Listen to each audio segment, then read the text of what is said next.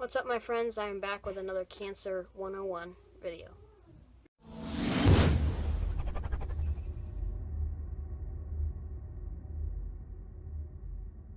I'm back with a video, Cancer 101. So, what I wanted to talk about today was, once again, my cancer, various other things to help other kids. First off, I'm going to start with treatment. So, I'm going to talk about the side effects because there's a lot of side effects, even though you may not have the same cancer as me. Most of you take the same medicines because they usually use them in the same processes. So things like if you're taking prednisone or any of those steroids that make you big, when you're taking that, one thing, if any of you have ever had like severe itching, like at night when you're sleeping, you itch a lot, like you itch so much to where your skin is like raw. I used to do that. And I also used to eat until I couldn't bend over and touch my toes. Those of you that are new and were just recently diagnosed, I want to know what you guys want. Leave it in the comments. Just leave it down below in the comments and I will answer your questions. I just really don't know what you guys want to know. So all you got to do is ask me and I'll make a Q&A video even if you guys want me to. And here's one thing to get out there. Those of you, the kids that are concerned and stuff, no need to worry because I will answer your questions if you ask. Being in the hospital, all the smells, noises, like the machines beeping. Being in the hospital was very traumatic. All the smells and the noises and just hearing people walk down the hallways made me nervous. I was always on edge when I heard the door open. So, those of you, you're not alone. I had the same problem. Or access or your PICC line or whatever you have, the flush, a lot of kids have the same problem, but when they flush you, you get sick because of the smell or the taste. It tastes like salt water and plastic. Not a pleasant taste, but I'm used to it now. I've gotten over it. I've done these many things to try to get over it. I first started off with putting something on my nose and sniffing it. Then I tried drinking something while they're doing it. That kind of helped, but over time I developed a way to get rid of that fear. And it's all, just get your mind off of it. Start talking about other things, like what you did for your weekend, or what you did, or what you want to go do, or what's your favorite things, or, what's your favorite hobby, or just talk. And your mind will get distracted, pretty much. And a lot of things like that I've gotten over, like that, and the smells in the hospital. Those aren't a concern anymore, but all of you. Anyways, the machines, like the pumps and stuff, made like beeping noises, and whenever I heard them, they were so annoying, and I know how you feel. They were obnoxious, and the nurses just taught my mom how to silence it. And that's funny, but just press the silence button and it will stop beeping. But sometimes the nurses don't get there in right away, so it keeps going. So my mom had to, when they access the port, it really doesn't hurt. If you've got a port, it's different. The way the port worked was, those of you that have PICC lines, they're tubes. They just inject. They twist and inject, but the port is different. It's a needle that they put in. It goes through a little layer of skin and then into a jelly. So, like a silicone. And it's hollowed with a tube going up through your neck, down into your heart. Depends on how your body is. I kind of developed a second home there at the hospital over time. Even though it was traumatic, it kind of became a second home. Whenever I left the hospital, I kind of missed it. I don't know how to explain why I missed it, but I'll try to. I missed it because, I had people that I made friends with, or, just doing certain things, like them bringing in the Xbox, or them bringing in the cat or the dog, or stuff like that. And it developed slowly over time, and then sooner or later I didn't have to stay in the hospital, so that was kind of a thing that I developed. So it kind of becomes a second home to some people. And bald was kind of devastating to people that have short hair like me. It isn't really devastating, but I didn't have short hair. I had long hair, like 6 inches, or here's all it was like Justin Bieber type, but really long. And yeah, I started losing it, and I started freaking out. Like, I think I started losing it after cranial radiation. I'm not sure, but it definitely put a toll on my hair. When I laid in the hospital bed, like, just moving my head, you could see my hair's coming out all over the white pillows and stuff, and it was sad. Family got chunks of my hair, but my hair's back, so, you know, sometimes this happens. So when they do this process, getting rid of the cancer, they're practically rewriting your DNA. So when you grow your hair back, it might come out a different color. Let's say you had brunette. It might come out blonde.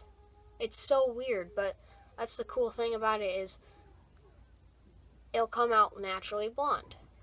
Or, that didn't happen to me. That happens to some kids, but not all. If you guys have any questions, just ask me through the comments. It's real easy. Take a moment to comment on the video, like it, share it, whatever. Or subscribe if you want to. But the main thing is comment for questions. If just any question, if it's something to do with cancer, just ask me. Even though I might not have the same cancer as you, I can try my best to answer it, because I've been through what most people haven't been through. And cancer isn't an easy thing. I mean, it changed my life. I wouldn't have all of these changes in my life, I could say. Like family getting together because I had cancer. I feel like it brought the family together. They never really were close, if you know what I mean. But I feel like it brought them together. This is the hospital I go to. Dornbecker.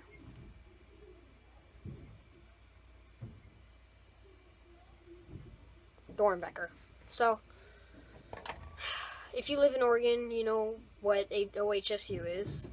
Oregon Health Science University. Practically what it is, it's a hospital, but it's also a college. Students go and learn. They learn there, like, hands-on. So, there's people that are nurses. They help other people, and it's a big hospital. But anyways, there's different parts. I went to Dornbecker. It also changed my school. Like, I was in 5th grade, and then after 5th grade, going into 6th grade, I figured out that I had cancer. And then it kind of paused my life for a while. I didn't get to go to school. And I only got half a year of 6th grade. And it was half a year, but there were like half days. They weren't even a full day of school. I would arrive at lunch and last 3 periods of the day and then leave. So I didn't get to go to school, but 7th and 8th grade were different. They became more of what normal school to kids is. But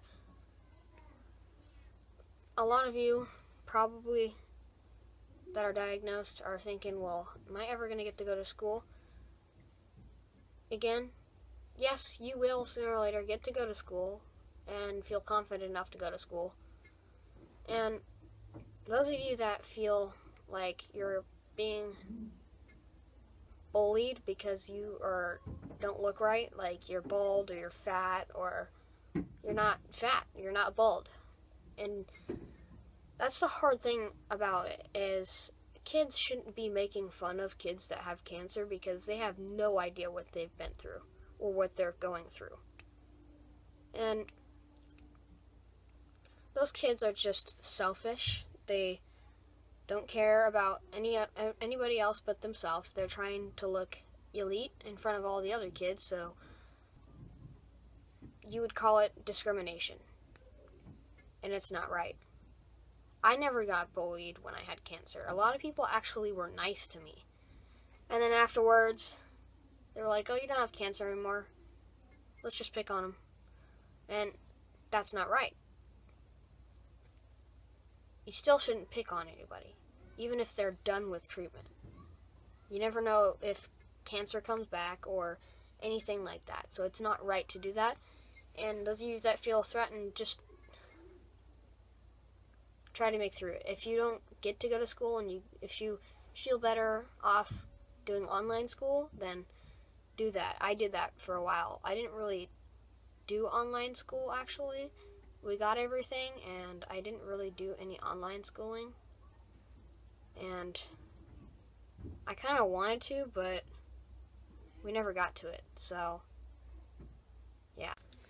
So, just want to let you guys know that I'm going to end this video off right here. And no, there wasn't much to talk about because I really have nothing to talk about. I pretty much told you my story, pretty much all of it. But the only way I can do more of these videos is if you guys ask me questions. Just if you have a question, leave it down in the comments. I will answer it 100%.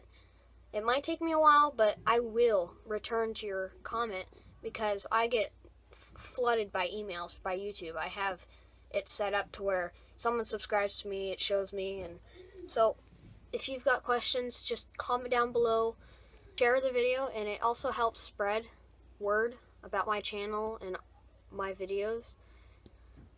It helps spread it out to people that need help, like if they want to ask me questions, then I'll leave a link down below with my social media and also my fundraiser for the channel and the fundraiser for my 3-year cancer-free anniversary. And also, I'll leave a link to the last Cancer 101 video. Catch you guys later. Share this video, it helps spread the word to people that need my help, and also, like the video if you liked it. Share it with a friend, share it on your social media, or anything, pretty much.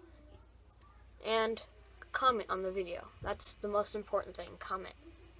And subscribe. Catch you later.